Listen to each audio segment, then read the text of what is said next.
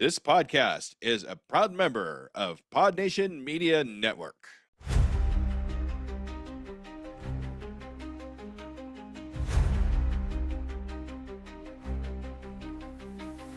Flicker of reels, the shadows crawl. Curtains rise, a ghostly sprawl. The frames are whispers, the stories call.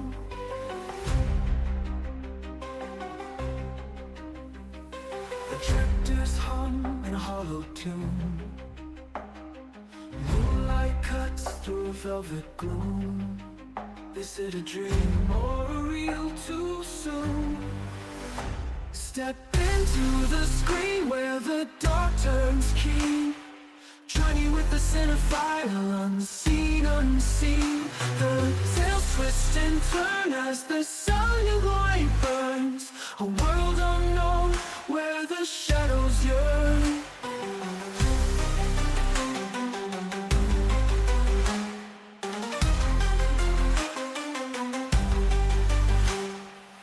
Hello and welcome, listeners, to Journey with a Cinephile, a horror movie podcast, where we take a deep dive into the world of horror cinema, from the eerie classics to the latest spine-chilling releases.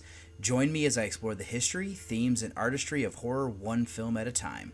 Whether you're a seasoned horror fan or just stepping into the shadows, this journey is for you. So dim the lights, embrace the fear, and let's talk horror. And let's do that on episode 352. I'm your tour guide of David Garrett Jr., recording out of Columbus, Ohio. So for this episode here is going to be my number 14 of doing Scouring through the Sixes. The two featured reviews, I have Scary Movie. This is the new one here from 2026. And I'm pairing this up with the Golem, the Legend of Prague from 1936. So this makes for an interesting double feature here, as we have two sequels here that have long gaps in between when the original film, or at least when the previous film came out, and this one coming. So yeah, kind of an interesting little double feature how that kind of makes there. Is 13 years for Scary Movie, 16 for the Golem. I also got to check out these movies for mini reviews, and it's going to be Bad Moon from 1996. That's my Scouring through the Sixes rewatch. I went to the Gateway Film Center to watch Cannibal Holocaust. I then checked out The Devil from 1972, Devil Doll from 1964, and then a rewatch for a wide release 2026. Came out last year, 2025, but Haunters of the Silence. Then I also have two episodes of 100 Years of Horror that I will also be covering there as well. But before I get over to those mini reviews, let me do my monthly review. So then for my monthly review for July of 2026, I watched 42 films. That actually is tied with what I did last year. The most I ever did would have been 2019, where I did 58, which is crazy. And then 2023, I did 44. But my total across the board there is going to be 365 films have been watched in the months of July. And then horror films, I watched 27 this time around. This actually is kind of on my lower end there, but 56 what I did in 2019, which is just still kind of wild there. I usually kind of hover around the 20s to like lower 30s, something like that. But I've watched 296 horror films in the months of July. Now, my horror films released in that specific year, I only watched 6. Last year I did 13, so I am kind of on pace what I usually do there. I've watched 54 in the months of July, just kind of going in the past there. But then the movies that I watched for this month: Splinter, Capture, The House of Secrets, Thinner, Corporate Retreat, Backrooms, Mouser, Evil Dead Burn, The Rebrand, Tremors 2, Aftershocks, A Nightmare on Elm Street 2010, like the remake, We Go On, Undertone, Tales from the Dark Side, the movie, The Rogue's Tavern, The Dentist, Bram Stoker's Dracula, Cold Prey 3, Slanted, Her Private Hell, Bad Moon, The Golem, The Legend of Prague, Cannibal Holocaust, The Devil from 1972, Devil Doll from 1964, Scary Movie from 2026, and Haunters of the Silence. So that was representing here 10 countries of the United States, Canada, New Zealand, Norway, Denmark, United Kingdom, Czechoslovakia, France, Italy, and Poland. So then my 2026 watches are going to be Corporate Retreat, Mouser, Evil Dead Burn, The Rebrand, Her Private Hell, and Scary Movie. And then the oldest watch is going to be House of Secrets, The Rogue's Tavern, and The Golem, The Legend of Prague, all from 1936. The average year here is going to be 2006, which is the newest I've ever done. Closest would have been 2024, I was at 2003. The earliest would have been back in 2023, where I did 1988. 1997 is the average across the boards there for all of my Julys. So the highest rated is actually going to be on this episode. It's a 10 out of 10. My lowest rated was Mouser at a 5. Average rating, though, for what I've done in July is going to be a 7.1. The highest ever would have been 2018, was at 7.8, and then last year I was at a 7.1, so I'm tying that. 7.5 is the average rating across the board for all that. So the only one not on this feed technically is going to be Splinter. I did that one on SideQuest Podcast, which does come out on the feed, so yeah, it's kind of a little bit misleading kind of thing there. But also, let me do the percentage of horror. I'm at 64.29%. This is the lowest I've ever done. Or actually, no, the lowest I've ever done was 2018. I was at 58.82. The highest for horror would have been 2019. I was at 96.55%. I usually kind of hovered into the mid to low 80%. And that's what the average rating is actually, is at 80.16%. So I'm definitely trying to bring that average down here for whatever reason. And then kind of look at some of the monthly totals here. I'm at 70 2026 watches right now. If I should be on pace, if I was going to do about my average here to get to 100, it should be 58.1, so well ahead of that pace there. And then if I was going to do 365 horror films, I should be at 212.8. I'm at 211, so just right below that. And then for total films, if I want to do 500, I should be at 291.9. I'm at 317, so definitely knocking that out of the park there. Average year, I am at 2004. This is actually the newest I've done so far, so I'm kind of curious how this is going to end up there. But 1999 is what I normally do. Usually it kind of hovers between the upper 90s to 2000. So yeah, I'm kind of going over there with what I'm doing.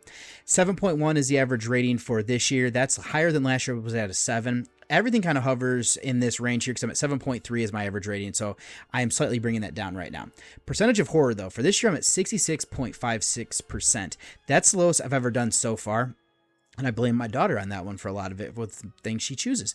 So the lowest I've ever done would have been 2018, where I was at 72.07%. 78.78% is the highest, or is the average across the board. The highest I've ever done, though, would have been 2019, where I was at 86.87%. So yeah, kind of crazy there. So then let's look at some of these actors here. Most seen still is going to be Johnny Depp at 10 films. And then I have Koichi Ueda, who is at 6 films. Tied for third is going to be Laurie Metcalf and Tsutomu Kiwagawa at 5 films. Tied for fifth with 4 films is R. Lee Ermey, Dee Wallace, and Keanu Reeves. And then tied for 8th position with 3 films is going to be Chiwetel Ejiofor, Takeo Nakahara, Maurice LaMarche, Barbara Crampton, Garrett Graham, DJ Williams, Boris Karloff, E. Alan Warren, Koichi Yamadura, Kenji Sahara, Akira Nakoro, Akiko Hirata, Tom Butler, Digimon Houseo, James Remar, Frank Welker, John Elliott, John Cowell, and Steve Buscemi. So then most seen director still is going to be Seth Breedlove at 6. Coming in at second now is Robert F. Hill at 4. Then for 3 films, I have Masaki Tezuka. And then tied for 4th with 2 films, Ishiro Honda, Ernesto Gastaldi, Vittorio Salerno, Darren Lynn Bousman, George King, David A. Viner, and Ruggero Deodato jumped onto that list as well. So I don't think there's anything else that I need to do here for this monthly review or for my intro here. So let me go ahead and say thank you so much for listening, and I hope you enjoy coming on this journey with me. I'm Dean. I'm the dad. I'm Laura. I'm the mom. And I'm Arthur. I'm the son. And together we are Family Plot.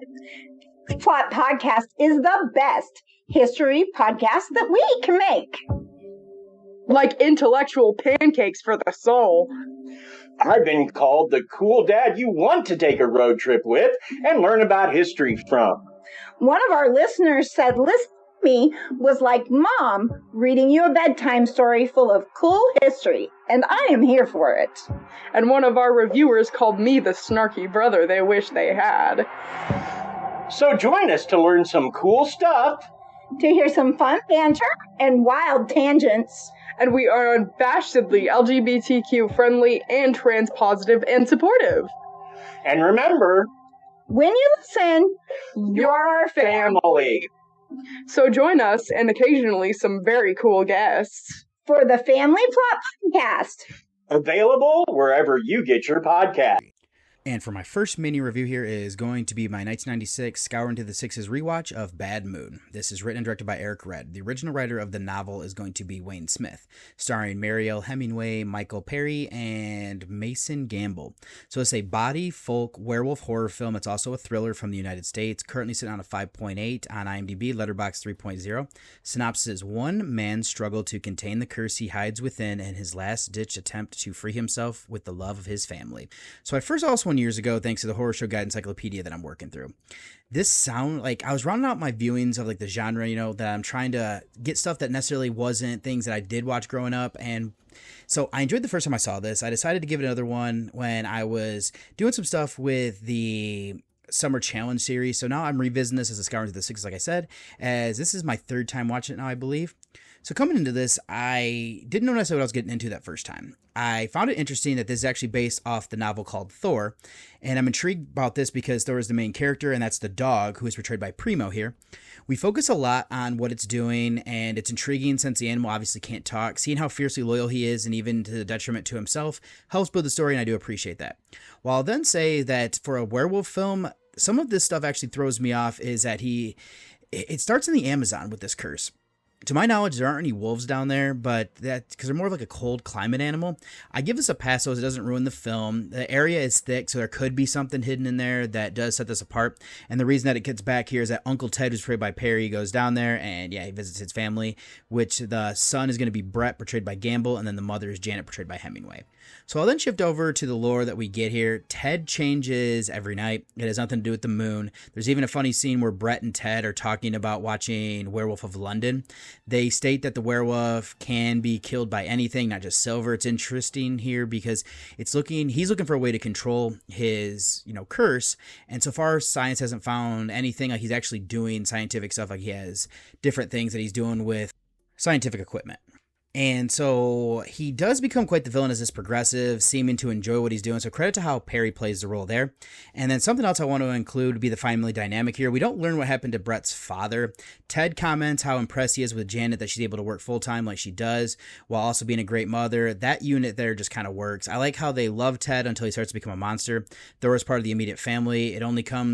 That comes into question when Janet thinks that he's going feral and it's tough choices made. This explores themes of like protective instinct versus domestic invasion.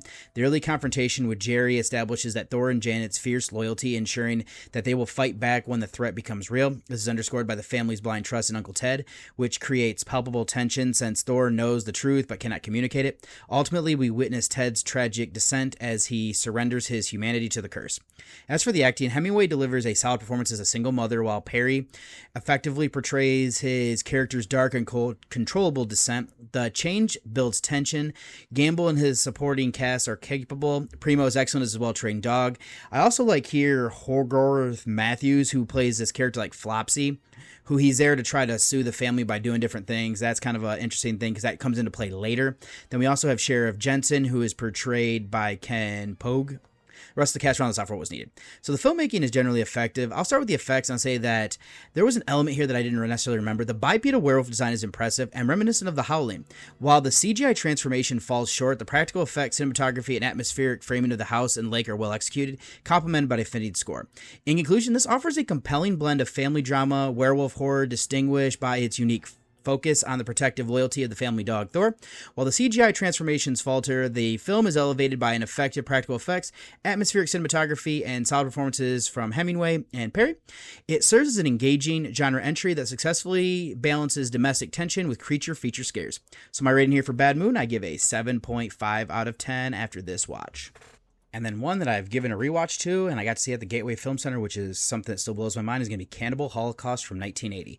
Directed by Ruggero Deodato. Written by Gianfranco Clerici.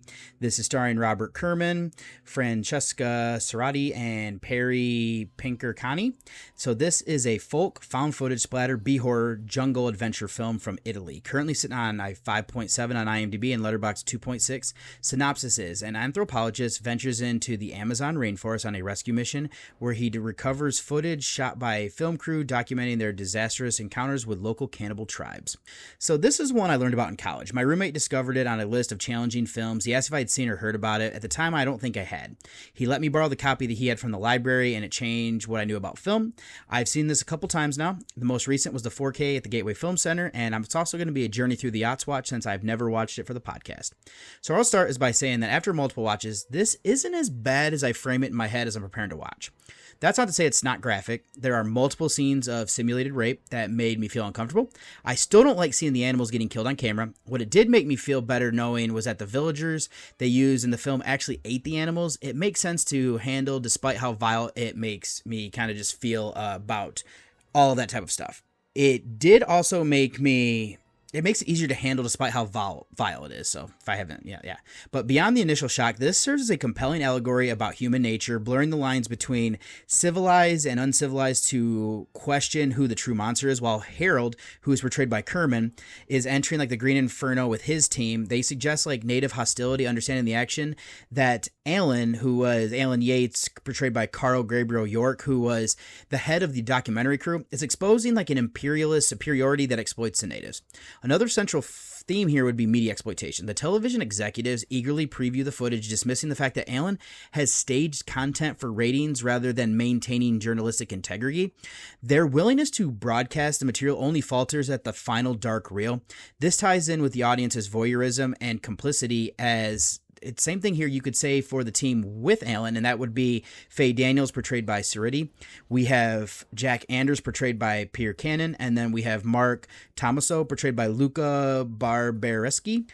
So they actually initially spectate before ultimately participating in normalized atrocities. So moving to the acting, an effective amateurish makes the film work better. Kerman and then his team here is Salvatore Basils and Ricardo Fuentes. I think they all work as people are trying to kind of do more of the right thing in going into the woods and trying to like befriend these people instead of trying to do things with terror. I would say York, Cerruti, and Per Cannon, and as well as Barbareschi, whose documentary crew felt so real, the film faced court battles over its authenticity. The natives were genuine, though not actually cannibal tribes exist in South America.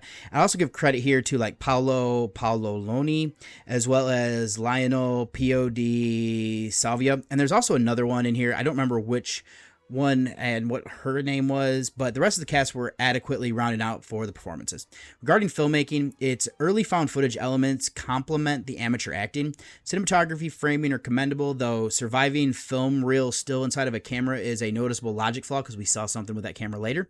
Certain moments also raise questions about how characters kept filming instead of fleeing. The brutal realistic effects remain cringeworthy despite visible seams, and while the animal violence is difficult to watch, it effectively desensitizes the viewer to upcoming atrocities. Finally, the excellent music had significant character, serving as a soundtrack I regularly listen to while writing, so good on you, Riz Orlani. In conclusion, despite its disturbing nature and graphic content, this remains a powerful, thought-provoking film that uses found footage techniques to bring realism to the critiques of media exploitation and blurred lines between civilization, barbarism, ultimately earning its place as a challenging but memorable piece of cinema. So my rating here then for Cannibal Holocaust, I give a 10 out of 10 to. Might ruffle some feathers there, but yeah, I think what this message is trying to do and how it presents it, yeah, it's nearly perfect for me. Then up next, I have The Devil. Goes by the original title of Diabel from 1972. It was written and directed by Azerze Zalaluski, and then it was starring here Leszek Telezinski, Wojciech Psiak, and Melgorzata Bruick. And I mispronounced any of those names. I do apologize to you wholeheartedly. But this is a folk horror drama history film from Poland, currently sitting on a 7.0 on IMDb, Letterboxd a 3.8. Synopsis is a young Polish noble who is freed during the 1793 Prussian invasion, experiences father's death, betrayal, traumatized. He follows his savior, committing brutal murders across the country. So this is what I learned about thanks to the top horror films list on Letterboxd. It went on a list to help fill in blind spots. So the name of the writer and director caught my attention because I actually realized this when I was settling down to write. Same guy who did Possession. That's another wild movie. So realizing that and watching this, we have definite similarities with the tone, presentation of what happens. Other than that information, I did come at this one blind. So we're going to start is by saying that this is interesting because it immediately immerses viewers in a clear narrative. We learn that Jacob, who is portrayed by Telezinski, was imprisoned after being betrayed by co-conspirators of a mutiny preceding the Prussian invasion. The stranger, who sometimes it seems like he is being credited as devil, and I understand why they're doing that. He is portrayed by Pznonkia, seeks favor with invaders by exploiting Jacob to uncover other mutineers. Driven by their extensive betrayals, Jacob easily targets them. Though the movie relies heavily on external details, viewers must research independently to fully appreciate, in my opinion. Now, since it's a character study of Jacob, let's look at him first. Telezunski's portrayal is great. He is shocked to find himself outside of like his cell when he comes to, because he's a little bit delirious. He inquires about his friend who was a cellmate of Tomas. This is where we first see the stranger isn't given full truths. He demands that Jacob go home. This would be a logical place, but since it is an important member of the resistance, that's where his mind goes first. Things have spiraled out of control, and this is a direct representation of his mental state as well. Seeing that descent was good. Let's then look over at the other important recurring character here of the stranger. There is a surreal element bleed over. I've already said that no matter where Jacob goes, the stranger is there before him, and that makes the viewer wonder if he really is the devil. He is pushing Jacob to do bad things, and to be honest, those feelings already seem to be there. He just needs a bit more nudging to get over that edge. Pasonic is his madness to the role that is grounded, adds to the eeriness to the events that we see playing out. Other themes be explored here would be like political betrayal and government manipulation. I won't fully reveal who the stranger is, but it is using like Jacob by feeding on his anger. He is pointing to the horrible things around him. This seems to be like a mirror of an incident in Poland from 1968, which is terrifying. And I guess this movie got banned by the communist, like the regime that was in. I mean, they didn't necessarily want people to be pointing out and looking at what they were doing, but we're seeing like moral decay and rot and taking the ideals that are hoping for and pushing them into madness. It shows the corruption of what we know. This also seems like a film that Zulinski is his anger with historical traumas to his motherland. I'll take over sort of the acting performance. I've already said that Tela Zuninski and Pazonic are good as our two leads. That they truly carry this. The former does great at being disoriented, trying to find his footing as soon as he learns that everything he loves is gone, pushing him into madness. The stranger is pushing that as well. We also have other people here like Malga Zornata Brujik, Iga Mayer, Anna Parzonka, Mikhail Grudzinski. I'd also say here Magia Engelhardt, Monica Nuzinski. And again, if I mispronounce any of those, I do apologize. But this cast helped to influence that descent of that main character going crazy of Jacob. It's grounded while also enhancing its real vibes that adds another layer. Finally, regarding filmmaking elements, the good cinematography and framing create a period piece vibe that feels modern. It gives a timeless feel. A credit to Zolinski's ability to ground the surreal. The normalization makes supernatural events seem plausible. The effects are good, mostly showing the aftermath, and the unexpected music heightens the building atmosphere. The techniques used here were well done. In conclusion, this is a powerful, surreal character study that uses historical trauma and political allegory to depict a harrowing descent into madness. The acting performances, especially from Telezunski and Pasonic, carry this, like the rest of the cast pushing Jacob to where he ultimately ends up. This won't be for everybody, but a rewarding watch. Ultimately recommend to those who appreciate Zulinski's unique, unsettling style. So my rating here after this first viewing, I'm going to give this one a 7.5 out of 10. And then next up here, I have Devil Doll from 1964, directed by Lindsay Shantef. This was written between Ronald Kinnock and Charles F. Vetter. This is from the original story, though, written by Frederick E. Smith. This is starring William Sylvester, Bryant Halliday, and Yvonne Romaine. This is a horror mystery film that is a co-production of the United Kingdom and United States, currently sitting on IMDb as a 4.9 and Letterboxd 2.7. Synopsis is: an evil hypnotist ventriloquist plots to gain an heiress fortune. So this is a film that I learned about thanks to the Horror Show Encyclopedia. I actually think this might have also been covered on the 22 Shots of Moods and Horror as a blind spot thing when they were doing one of those shows. So I'm working my way through the letter D, though, from that encyclopedia, and this was next up. I've read the blurb years ago, but I didn't remember a whole lot as I approached this watch. So I wondered if this was going to be like a remake of like The Devil Doll. This seems to be almost based on a different but similar story that is like in the Puppet one from Dead of Night, like that anthology. So this doubles as a foray through the Forest Watch as well. So where I'm going to start, though, is that this feels a lot like what I was saying here, Vernon Lee's The Doll. It follows similar beats to the famous segment of Dead of Night. And I'll be honest, once I saw where this was going, I was hooked to see how it would play out here. I'll admit that this does fall a little bit short late in the second act for me, but how it concludes, though, was fitting. So now that that's set up, we have an interesting way that we kind of build everything here. So we have the great Varelli, portrayed by Halliday, who is in the back of a car, and with him is his puppet, Hugo. They're going to this show that we see is sold out. It's establishing that his act is popular. Halliday plays this role so well because of his arrogance and his greatness. He is convinced that his plan is foolproof. Something else is that we'll learn about with his backstory is something happened during his studies that pushed him to seek like Eastern ideologies, and how he is exploiting them for financial gain. This isn't necessarily a new idea idea, but it does keep my interest. So let's look at his counterpart here of Mark, who is also a catalyst. And Mark is portrayed by Sylvester. He's a reporter. It's because of him that he's using his girlfriend Marianne, who's portrayed by Romaine, to help him get closer to Varelli. This ends up putting her in danger, and the more information that Mark learns, the more danger he puts her into. Him being a reporter, he has to drive that discover for truth. There's an interesting element to the story where he figures it is the truth. Something happens that derails him and he continues on. I just thought this might have been a little bit better of handling it. I think that Sylvester was good in his role. So I'm going to end up going is that with the supernatural elements here, this feels like a precursor to something like The Wizard of Gore. Most of Varelli's shows is him making people do things while they're under hypnotism. He goes farther than that though with certain individuals. This helps to explain Hugo. It is here that I got a little bit confused. It makes sense why he would do it to that one, but I'm not sure why he tries to do it later in this film. There's an element of the supernatural that is grounded and that works well for me. The other themes to explore here would be like Varelli's obsessive control. This leads him to removing autonomy for those around him. I do believe that his nature and how superior he feels is a major factor. This version of the story does go farther into the supernatural than others in this subgenre. We're almost seeing like the dark underbelly of showmanship as well. Varelli is charismatic on stage, but he hides the cruelty. Well, he has that type of about him and everything like that. Then finally, he displays like the hubris of Varelli, which leads to the revolt of the enslaved by him, believing that they won't. So let's then shift over to discussing acting performances. Halliday carries this, and with how villainous he comes across and then seeing the horrible things that he does, credit there for sure. Sylvester is good at driving the investigation. Romaine is gorgeous. What I like about her is that for a majority of this, she's stoic. There's a design here where she gets hypnotized early on. I'd also give credit here to Sandra Dorn, who is actually Magda Carditis. I think she is actually the great Varelli's assistant. There's Nora Nicholson, who is Aunt Ava. This is Marianne's aunt. She's quite rich. Then there is Bob Garrett, portrayed by Alan Gifford, who is a reporter that helps out with Mark. The rest of the cast kind of rounds off what was needed. Special credit here, though, because I believe this is going to be Sandy Corey, is actually Hugo. Like they have like a costume on. That was pretty creepy. I thought the acting, though, was good. Regarding the filmmaking, the cinematography and framing effectively captured the sold-out stage and secretive backstage. The framing brings Hugo to life using creepy close-ups and positioning the camera to show him move.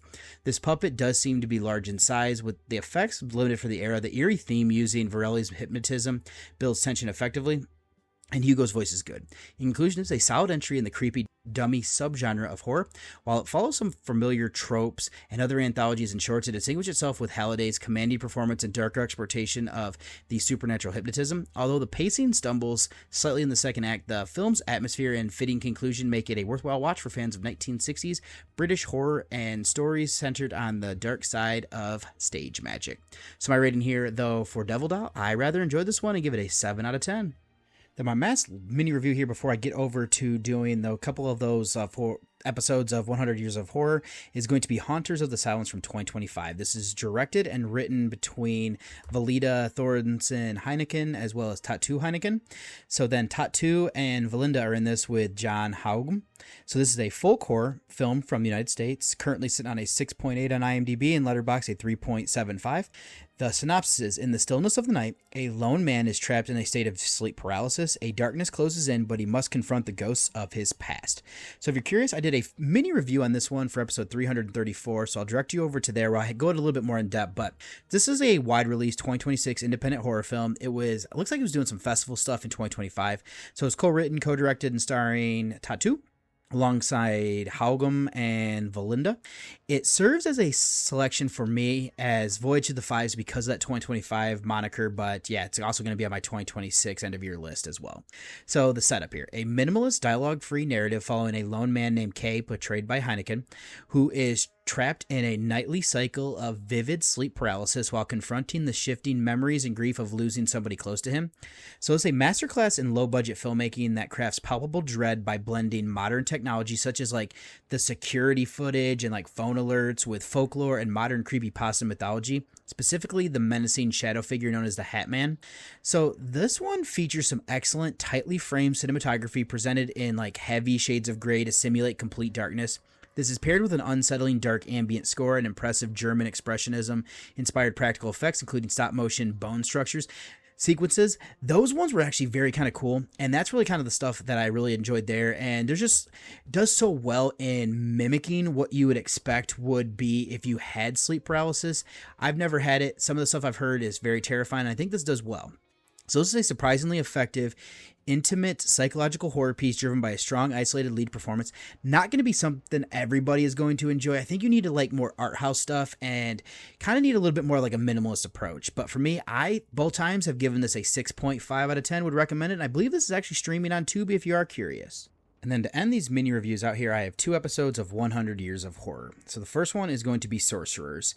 And this one is a portrayal of magicians and Satanism in horror films. So the first one they kind of talk about here is Night of the Demon. I guess there's like a comedian playing this role of the magician. He might have actually been a clown too in real life on top of that. But the villain is based on Aleister Crowley, this real figure who might have been able to do some magic, maybe not. He was definitely into the occult, though. They also bring up other people like Basil Rathbone was in The Magic Sword as Lodak. Just a classic actor there, so it's kind of fun to see him take on a role like that. A lot of the stuff here, though, we're talking about like Dennis Wheatley, who is a popular writer. They bring up some of my blind spots here. The Devil's Bride is a major one, or The Devil Rides Out. This one, actually, Richard Matheson did the screenplay, so adapting the Wheatley novel. Matheson actually comments on this. He's being interviewed. He was saying how Charles Gray and Christopher Lee were amazing. He didn't think the movie was all that good, but he has seen how well it's kind of held up, and so kind of gives credit there. They bring up Werner Krauss from Cabinet of Dr. Caligari. He actually plays Dr. Caligari. And then we have Conrad Viet, who is Cesare. Then Lee tells a story about, this one was actually kind of wild. So a friend of his mother's, he was out golfing with her. Now, she was gushing over Viet in a film that she had seen. Now, she knew him personally. He was also praising Viet, not realizing they're both talking about the same person, because I don't think they were actually using his name. And then the wildest thing is, I guess Conrad Viet played golf and actually just appeared in front of them on the golf course, which when he was telling that story, it's a wild the life that Christopher Lee lived. And they also bring up other things like Sven Gali from 1931 that starred Marion Marsh. John Barrymore was actually taking on that role of that main character. This guy seems like he was very much inspired by Rasputin. They also bring up Tales of Terror, which had a great cast featuring Rothbone, Vincent Price. They're adapting a Poe story there for all 3 of those, I believe. And then they're talking more about Satanists in the latter part of it. That's where like Vincent Price comes back up for like the Mask of the Red Death. That's his Count Prospero is actually, that's what he was, his thing there. Then we also here have Christopher Lee was once again into The Devil a Daughter. I believe this is also another Wheatley work. Richard Widmark was good in that one. I mean, Lee was as well. And then this one had a very young Natasha Kinski. I know she was underage in that one. I believe she appears nude in it. It's been a while since I've seen it. The weird thing there is that there's just different laws with how you can make things with like ages of consent and stuff. I remember watching it and feeling quite uncomfortable, even though she is older than me. And then we also have like Orson Welles was in Necromancy, which is kind of wild. Somebody of his repute and like just of his like aura. He was a cult leader in that one. They are actually interviewing Pamela Franklin about it. And I guess he actually went off on some like lowly crew member, which does kind of bother me a little bit. But yeah, Sorcerers. This was another fun episode. I gave it a 7 out of 10. And then the second episode here I'm going to do is Aliens. So this one is portrayal of aliens in horror films from the 50s to early 80s. So this is bringing up like Kenneth Arnold, who coined the term. He was of UFO, that is. I've actually seen him in a Small Town Monsters documentary about aliens. That's kind of a cool thing there. That all kind of came, that memory and that knowledge came back to me there. The Man from Planet X, they actually reuse sets from Joan of the Arc, which is kind of funny. They talk about the Thing from Another World, can be seen almost as like a Frankenstein-esque story. Then there's like the Terror from Beyond Space is kind of like the Thing, but an alien is stowing away in a rocket returning to Earth instead of, in the Arctic. And then they also bring up the classic Alien. Then they talk about Carpenter's remake of The Thing. It came from outer space. That's an interesting one because the alien isn't the villain. It just wants to get off of Earth, and it's actually using its powers so it's not being killed or anything like that. Then you have like the Invasion of the Body Snatchers. This is the 55 version. Then the remake in 78. Then another remake called Body Snatchers from 1994. They talk about invaders from Mars, how they're actually using scientific methods to change us. That's kind of the same thing as like Body Snatchers, almost changeling type thing there. And they talk about here the day the Earth stood still, the giant robot. Claude Rains was originally in mind to be in this one, but Michael Rennie got the role, and I guess this was his first ever film. He was a stage actor, and somebody just saw how well he did things. Claude Rains wasn't available, so they offered to him, and yeah, that's kind of crazy just because how good of an actor he was in that film. They talk about like The Devil from Mars. I didn't actually realize Hazel Court was in that movie. I've not seen that one. I have seen Target Earth. That's kind of an interesting one where you're following survivors in a city as Earth is being attacked by aliens. It Conquered the World. This is a Roger Corman film. He thought hard about it, and that he wanted the alien to be low to the ground due to the gravity on their planet would be probably much heavier than it is here. Scientifically, he's correct, and in theory, it didn't photograph well, and he acknowledged that. I love that because there's actually an actress who kind of made fun of him a little bit about it, and going back and forth there was interesting, cutting between the two interviews. They talk about Invasion of the Saucermen. I guess this was a comedy spoof. This is kind of early on for doing that stuff, so that's kind of cool there. They talk about Queen of Blood, then The Blob. Definitely a classic. I even like the remake from the late 80s. War of the Worlds falls in here. And they talk about how we had the radio scare and everything like that. That was kind of cool. That's actually based off an H.G. Wells story. Then they have Earth versus the Saucer Man. That one actually got the writer to be blacklisted because he was actually talking about having the Soviet Union and the United States actually working together here. And then that really made people in Hollywood and, around anything mad. They talk about Village of the Damned based on a novel. I think it's the Cuckoos of Midwich or something like that, the Midwich Cuckoos. And then Carpenter actually talks about his remake. I actually don't think that's that bad. It's not that good. It just, there's some issues there. I Married a Monster from Outer Space. It's one of those weird kind of teen horror films that were much more of the penny shows. They'd be part of a double feature. They would be shown that might be a little early for drive-ins. They actually interview Talbot, who starred in it, and talk about everything there. They talk about the Quatermass films, how James Bernard did the second film's soundtrack and just how well he did there. And then one of the last things they kind of talk about here is another benevolent type alien film of Close Encounters of the Third Kind. Never seen that movie as of right now. So anybody out there, yeah, just so you know. But for me, Aliens is another fun episode. As I'm winding down this series here, I gave this one as well a 7 out of 10. And that's all I have here then for mini reviews. Let me go ahead and get you over to the trailer of my second featured review.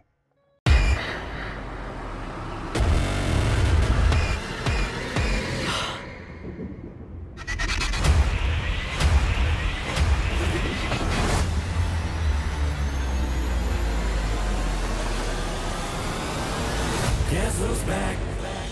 Shit. Back again. My God, he stabbed her! Not her! My pronouns are they, them.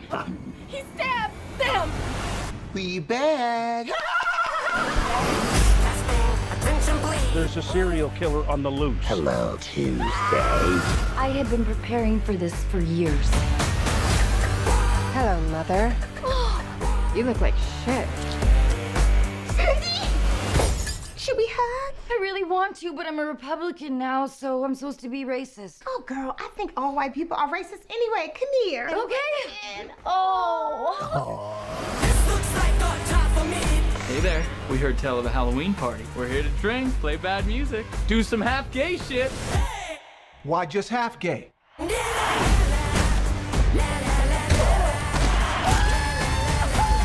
Sink. Stop smiling! Run, bitch, run!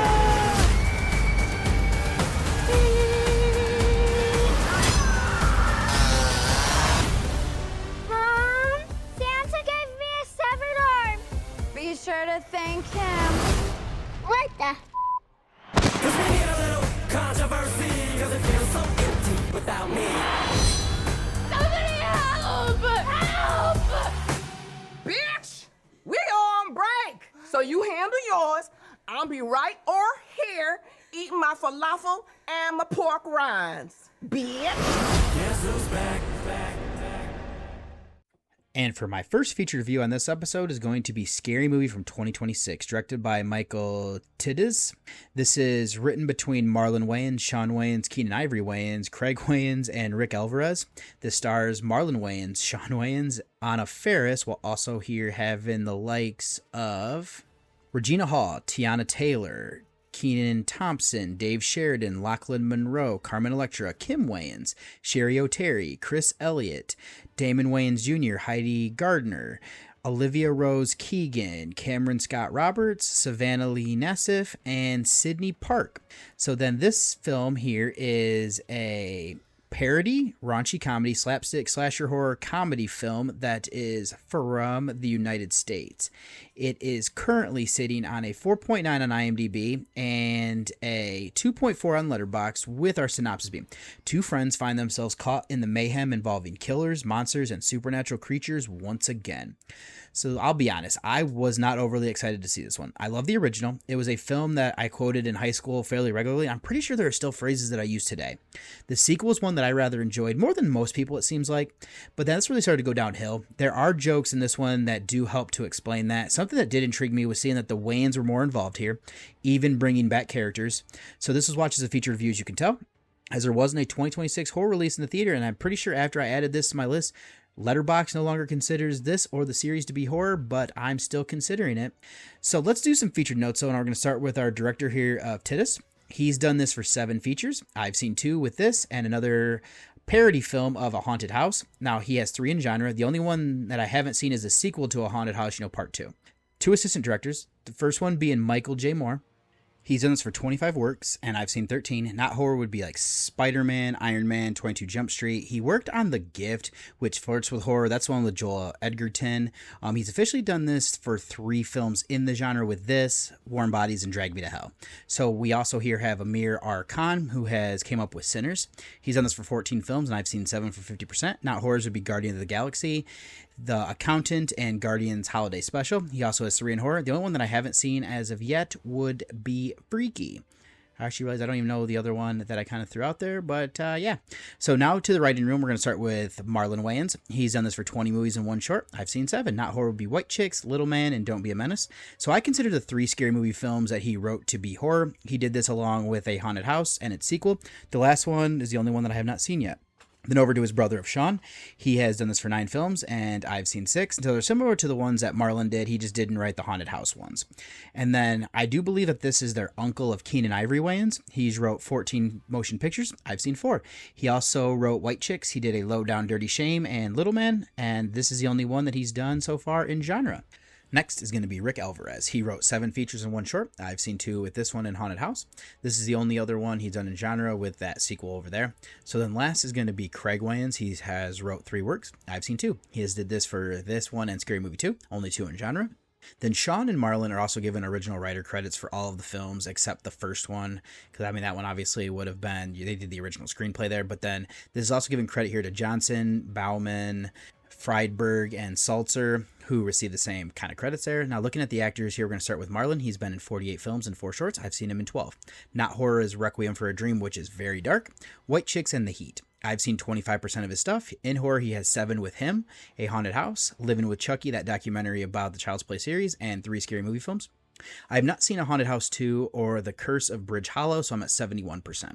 Next is going to be Sean. He's been in 16 movies, and I've seen 6. He also has 1 short, and then the 3 scary movie films are the only one he has in genre. Then let's look at Ferris, who's been in 44 motion pictures and 3 shorts. I've seen her in 12. Not horror would have been like Lost in Translation, 22 Jump Street, and Movie 43. In horror, she has 6. I've seen all with the scary movie films, along with May. I have not seen her in Lover's Lane. So then I also want to give credit here to Regina Hall. She's been in 56 features and 1 short. I've seen her in 10. Not horror would be Vacation, like the remake one, Law Abiding Citizen, and Love and Basketball. In horror, she has 6. I've seen the scary movies that she's been in, as well as she's also in Master and Danica. I've not seen those last 2 there. All right, so we're starting here that this is a parody of a little bit of here Scream 6. We have Tiana Taylor playing herself, is waiting at the bar and gets a call from a man she's supposed to meet. She goes outside to find him and finds a funny scene where she is prepared for what is going to go down there. So there is then a gag that the series has done this before, where it's like the latest film is a fictional horror movie. That's like the franchise it is. I actually called horror movie. So we have Tuesday, portrayed by Nassif, is on the phone with a friend. She states that she hated the movie and prefers elevated comedies, and making fun of like Judd Apatow there, which I thought was kind of clever. So this is being a parody of Scream from a few years ago, like the 5th installment. There's a knock at the door. She opens it and is attacked by Ghostface. She then we have a shift over to her sister of Sarah, portrayed by Keegan. Now we learn what happened to Tuesday, and that's what she also learns there, but she's a drug addict stemming from issues with her mother. Now her boyfriend is Jack, portrayed by Roberts, as he makes some obvious jokes about how he isn't the killer. It is decided they're going to return to her hometown. So in order to survive this, certain people need to be brought back together as well. Sarah visits her mother, Cindy, portrayed by Ferris, and this is a combination parody of like Final Destination Bloodlines and David Gordon Green's Halloween requel. We also have Brenda, portrayed by Hall, who goes to church service that is paying homage to sinners, with Ray, who is portrayed by Sean Wayans, as he proclaims that he is no longer gay. And then we have Pastor Prime, portrayed by Dion Cole, and Brenda aren't so sure. So then they do have two children, DEI, portrayed by Park, and then we have Brad, portrayed by Greg Wayans. He is also seeing Ellie, portrayed by Snober, or Rudy Snober, if I haven't said her full name. Now, she's a bit loose with her morals. So the other characters who are back here would be Shorty, portrayed by Marlon Wayans, who is now rich due to his streaming following. We have Doofy, portrayed by Dave Sheridan, who didn't realize that COVID guidelines have been lifted, so he's been living in his trailer in isolation and watching Fox News. We have Greg, portrayed by Monroe, who now has a child that was born a girl, has transitioned over to being a male, and that is Jess, portrayed by Benny Zilke. Now, they all converge and are targeted by Ghostface. Cindy believes that she's the reason, while Sarah is convinced that it's her. No one is safe as this group tries to figure out who the killer or killers truly are. So that's my recap introduction of the character. Where I want to start is that my summary is a little bit more coherent than the actual movie. It's been a while since I watched this series, but this feels a little bit more disjointed than I remember, almost like an anthology of short films. So a narrative that does progress here, but some of the scenes feel randomly placed. We have a screwball comedy, so I am forgiving, but it managed to make me laugh several times, so I will give credit for that. So I'm also going to give credit here to the horror movies that are parodied. Outside of the ones that I've already listed, we also get things like the newest I Know What You Did Last Summer. They also here have Longlegs, Mom, Megan, and The Substance. The latest trilogy of Screams are definitely like a big focal point, along with some of the Final Destination films. Something else that I loved with this one is that it's self-referential. There is commentary here on the installments that didn't feature the Wayans brothers. Cindy and Brenda are called out. They also bring back characters for those gags as well. So this does well with parodying the current culture of reboot quills, as they call it. There are these franchise fatigue for many. This is something that's interesting with the debate between Cindy and Sarah, who as the real target would be. There's also taking jabs here at Miramax when they took control of the franchise from the Wayans, and now that the Weinsteins are no longer there, there's something that's felt a little bit too contrived, and that would be the social commentary on generational classics and institutions just in general. I do think that nothing here is off limits, so I do give credit there. This mostly is going after slasher, elevated, and even action films with what they incorporate. So in regarding the actor performances here, seeing Marlon and Sean Wayans return was a highlight. They have me laughing for the most part. Ferris is solid, and Keegan actually is very impressive with her mimicry of Cindy, convincingly playing her daughter. Hall's return is great. Sheridan steps back in the role of Doofy effectively. There's also numerous effective cameos here, including like Taylor, Kenan Thompson, Monroe, Carmen Electra, Sherry O'Terry, and Chris Elliott, along with several other of the Wayans family members. While not every performance is great, they collectively deliver what this film actually requires, so I will give credit, kind of across the board there. Let's go over to the filmmaking aspects. In general, I already said that I think that the issues here, this feels a little bit too disjointed. There are too many jokes that just didn't land. They went a little bit too far with some of the social commentary about the state of the world instead of focusing more on mocking the films. I didn't hate this necessarily. It just feels a little bit heavy-handed at times. The cinematography and framing were good. They were light on the horror elements, but there's also not a lot in the way of effects. The soundtrack isn't necessarily my speed, but there's actually some of the stuff here that actually incorporates in jokes, so I will kind of give credit for that. So just a little bit of trivia here that I want to kind of share is that Ferris initially believed that her time with this franchise was over since she wasn't in back for Scary Movie 5, and she also wasn't sure if the Wayans, where she stood with the Wayans brothers. So when she had lost her home in the wildfires, the Wayans brothers regained the rights to the franchise and invited her to return. So it's kind of a cool there. This is almost like a therapeutic experience for her. Marlon Wayans lost 25 pounds in preparation for his role of Shorty here. It does look like that there was some stuff with rights, spoofing Scream and Scream 6, and then Marlon Wayans kind of brought back the rights, like I was saying, did a rewrite to have, more of their flavor with it. They actually have a joke here where Ferris was saying that she actually suggested the line that she's a Republican now, so she's supposed to be racist. She actually pitched the MAGA joke to Marlon on the very first phone call, like Cindy should have gone full QAnon, which would make sense, especially because she kind of isolates herself as well. This is the first one not to have any involvement with the Weinsteins. There's 11 members of the Wayans family that are credited in the cast in some way, shape, or form. They're back for the first time since Scary Movie 2. Wayans said he is developing a White Chicks 2 if this was a success. This is the first one to be rated R since the second one. The day after Amy Madigan won her Academy Award for Weapons, the marketing team made a picture of her looking like Aunt Gladys. The poster bore the tagline, "Aunt you Gladys, I'm back." Ferris' first film since Overboard in 2018 to have a wide release theatrically. Peele approved of the Get Out parody but declined to appear in this himself.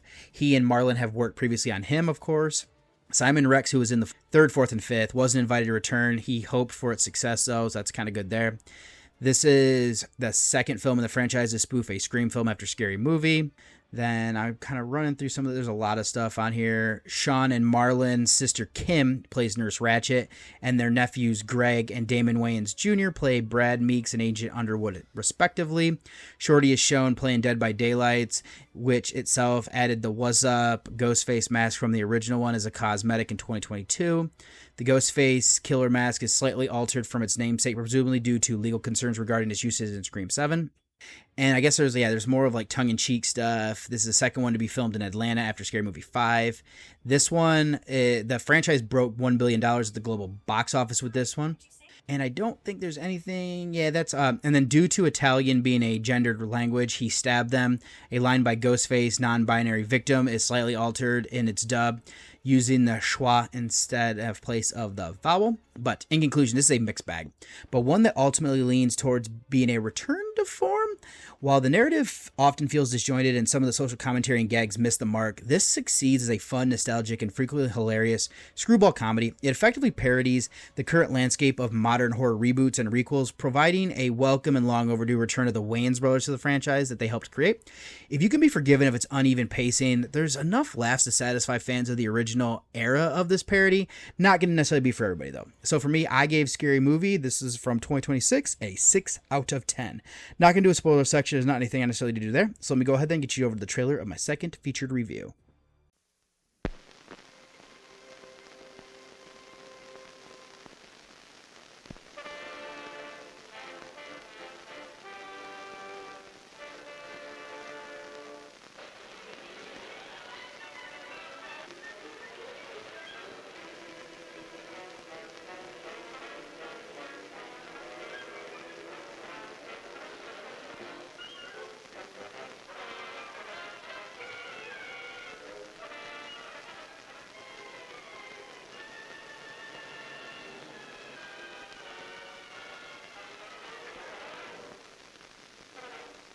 Yekasir, Shemir, Uriel, Mechuel, Mizref du, Ma'erev du, Zufen du, Durem du.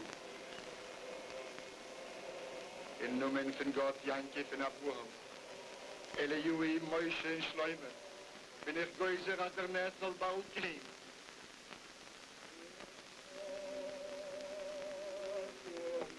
Zinabel, Schussa, Elohim, durch den Feuer der Gerede, in der Schwerte von dem Flamm, also vor der Richard Zeichel der größere Netz geschehen.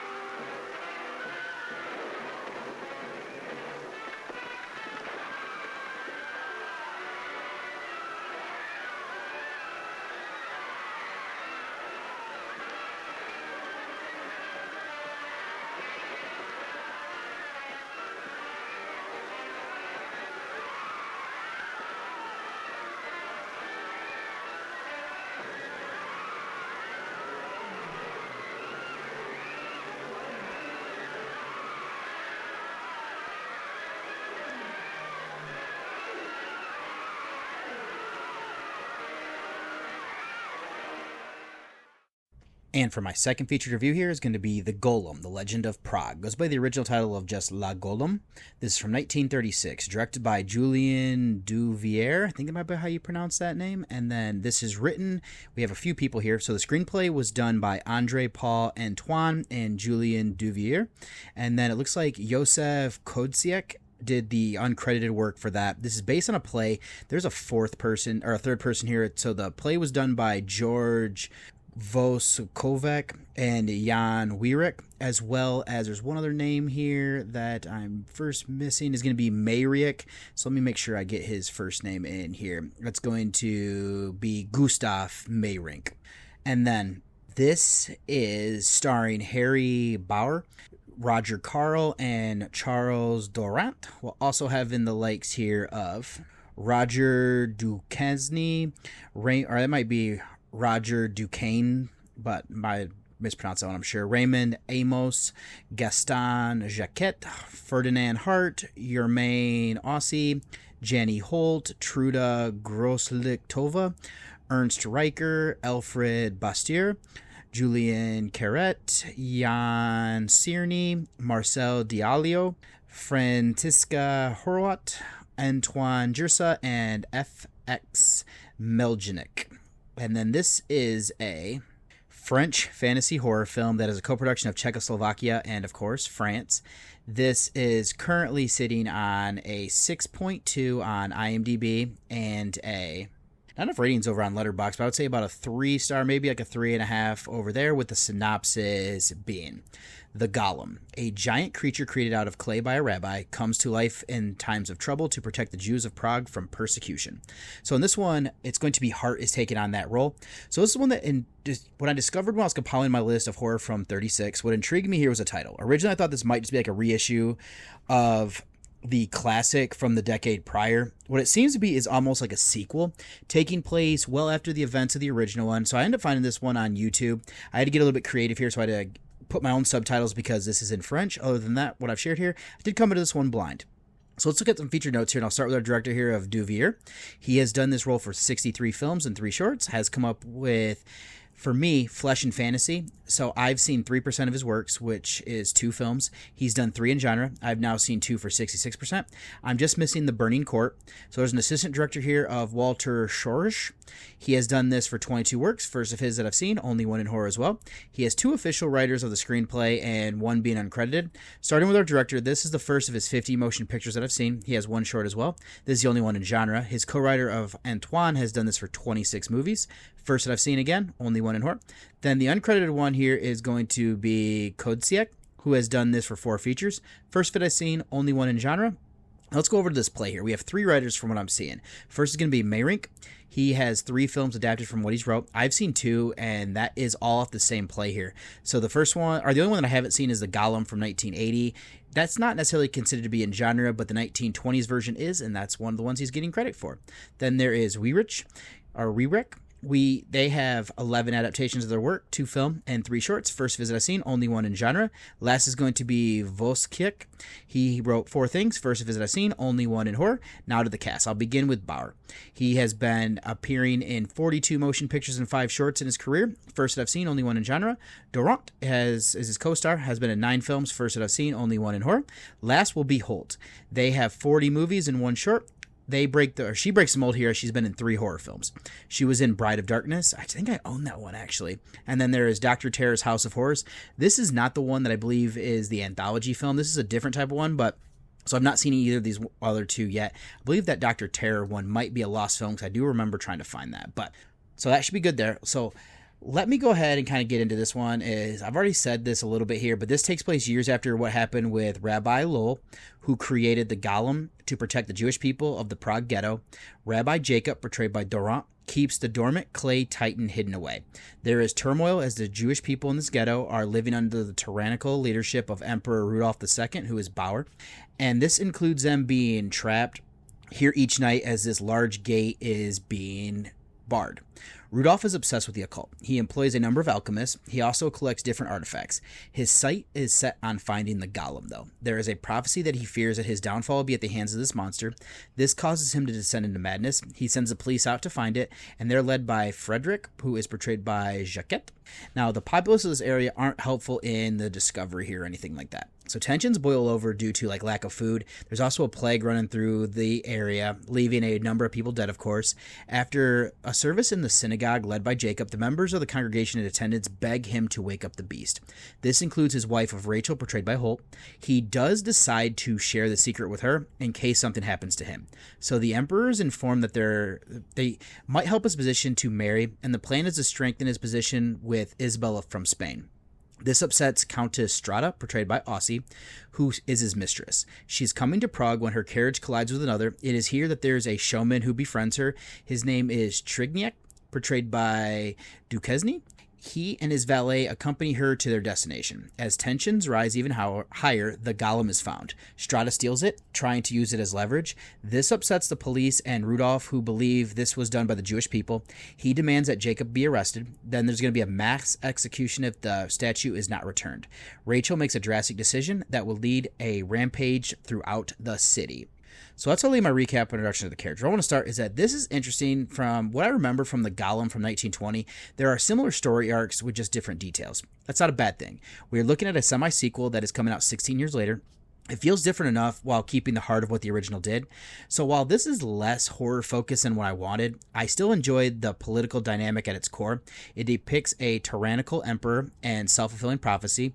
Intriguingly, these dynamics mirror politics 90 plus years later, adding a layer of real terror. By acting with absolute impunity, Rudolph upsets the populace, triggering an uprising and his ultimate downfall, an element I deeply appreciate. Bauer does a solid job as his Mad King, when we see that he listens to an extent to his advisors, but the information provided isn't always good. So there's an interesting duality here with Jacob. The Jewish people are begging him to wake up the Golem. The fear is that if it's awoken, it isn't a guarantee that it's going to be controlled, or it could cause greater issues. I love his hesitancy because this monster should be a last resort. Is it a defender of the people? Yes, it is. But there's also this fear of opening Pandora's box that they might not be able to stop it. Durant works well as this performance here in opposition of Rudolph and his police force. Let's then look at the figure of the Golem itself. There's something eerie about it, so credit to Hart for being as still as he is when we see it before it's been woken up. Now, it isn't as opposing or intense looking as Paul Vinegar, but he still works. What is interesting here is that this savior is spoken of with reverie and fear. It's that threat that the French forces don't back off, it will be their downfall. This feels like a universal classic film in that it builds so much up to the waking up of the statue and then it's over quickly. With how they're telling the story, though, it does make sense. Other themes include here would be anti-fascism and totalitarianism, reflecting contemporary persecution in Germany and Italy. Waking the Golem represents justified resistance against annihilation. Rudolph is a ruthless dictator, showcasing the moral decay of absolute power, while Jacob treats the creature as a sacred creation rather than an object of sacrilegious abuse. Finally, how the monster is stopped. The word present versus what was written to calm it is intriguing, and it's very particularly intriguing to me. So that should be enough for the story. So let's go over to the acting performances. Bauer and Durant work well as these two diametrically different leaders. One acts rashly, and it leads to his downfall, as in Rudolph, where Jacob wants to make the right choices for his people. Karl works as his corrupt advisor who is manipulating the emperor. Duquesne adds intriguing wrinkles with his friendship with the Countess. Aussie complicates things. I like Holt as Jacob's wife and how she progresses the story. I'd also give credit here to Imos, Jacquette, and the rest of the cast rounded off for what was needed. So also for a little bit of trivia is going to be filmmaking aspects. I'd say the cinematography and framing here are good to capture the era that this is set. It does have a grand feel to it. The best aspect here is the opulence of the royal settings versus the plight of the people in the ghetto. There are limited effects here, but it also doesn't need them. The makeup of the Golem is good. The costumes for the time periods that it's set in work. Other than that, the sound design and music fit for what was needed without necessarily standing out. So the trivia that I was able to find here, the synagogue scene in the initial scenes and others is clearly modeled after the Alt Neue synagogue in Prague, supposedly the place where the Golem would have been stored. This is one of 200 titles that were independent features that end up making it to television as part of kind of a thing here. This was announced, I think, in like 42, and these would be kind of curtailed by the advent of World War II, and So like 45 to 46, poor documentation, no record found of its like initial broadcast or anything like that. But this made its American premiere though at the 55th Street Playhouse in New York back in 1937. So in conclusion, this serves as an intriguing semi-sequel that shifts focus from pure horror to a compelling political drama. While it echoes the narrative arcs of its predecessor, it carves out its own identity through its exploration of totalitarianism and the moral complexities of power, with solid performances from Bauer and Doran, alongside effective cinematography that starkly contrasts the royal opulence with the struggles of the ghetto. The film remains a thoughtful reflection on resistance and the consequences of tyranny. It is a well-crafted period piece that balances its historical setting with themes that feel remarkably pertinent. So my rating here for the Golem, The Legend of Prague, I give this one a 7 out of 10. I don't need to do a spoiler section or anything like that, so let me go ahead then and get you over to one last break before I close out the show. Pod Nation TV has you beamed up with Out of This World award-winning podcast, found exclusively on Pod Nation TV. Download Pod Nation TV for Roku and Fire TV. Pod Nation TV, Out of This World. Listen, here's the truth. If it's not something you love to do, automation is mandatory. You didn't start your podcast to spend hours editing clips. You started it to create, connect, and grow your audience. But here's the problem. Every other platform works with video podcasts, and manual editing eats up your most valuable asset, your time. That's where Opus Clip changes everything. Upload your video, and Opus Clip will automatically find the gold nugget moments, auto-clip the captions for the best parts, perfect for TikTok, Reels, and Shorts. 1 hour-long episode becomes 10, 20, even 30 viral-ready clips in minutes. The tool even predicts each clip's viral potential, so you know exactly what to post. No more tenuous editing, no more wasted hours, just you staying in the place that you love to be, creating content that matters. Head to podnationopus.com for your free trial and get back to doing what you do best.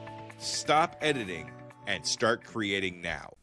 And welcome back. So if you'd like to send me any sort of feedback, anything you want read on the show, or any screener requests, anything like that, you can send those to journeywithacinephile@gmail.com. If you'd like to read any of my written reviews or see any of the old past podcast episodes, all of that is being stored over at Journey with a Cinephile. That is my blog, and that's going to be horrorreview.webnode.com.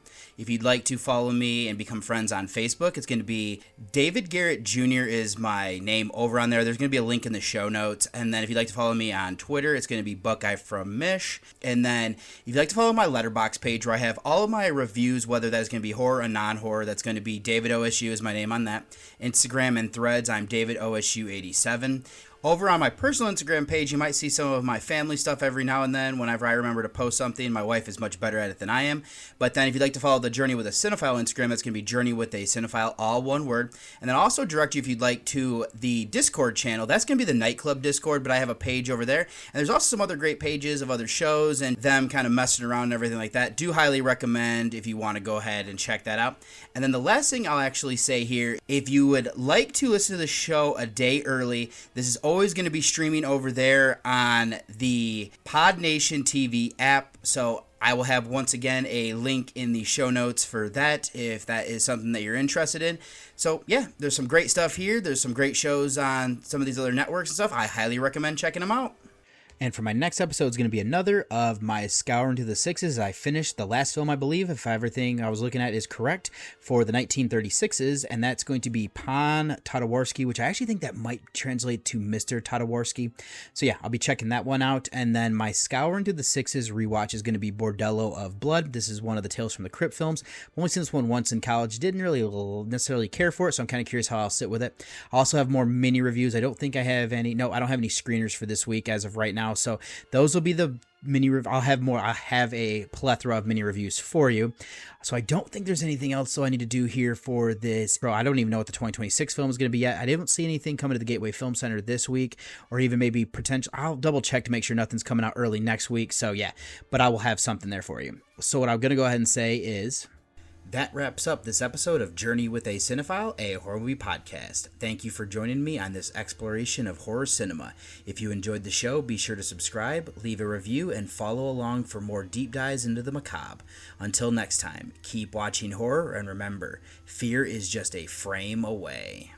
It had been a wonderful evening, and what I needed now to give it the perfect ending